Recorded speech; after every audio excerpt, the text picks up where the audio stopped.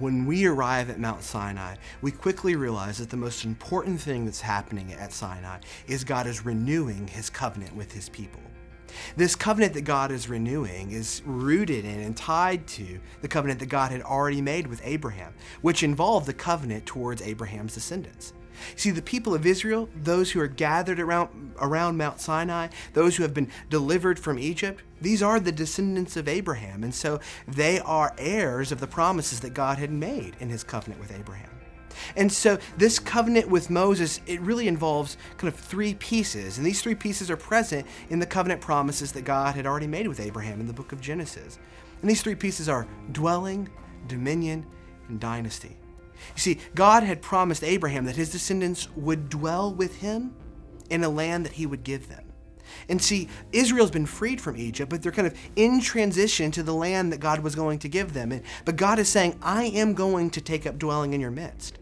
And for God to dwell in the midst of the people of Israel, it's going to mean that all of their life has to change, because the holy presence of Yahweh is going to be in the midst of their community. So now everything takes on a new meaning.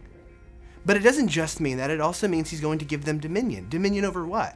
Well, dominion over the promised land, dominion over the land of Canaan.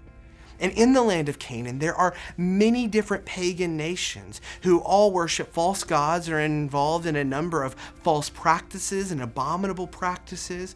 And so God is sending them in to not only take dominion over the land, but to take dominion over the land so they could shine the glorious presence and character of Yahweh into the lives of the nations around them. So God is going to dwell with them. He's going to radically shape their lives so they would be a light to the nations. He's going to send them into the nations by giving them dominion over the land.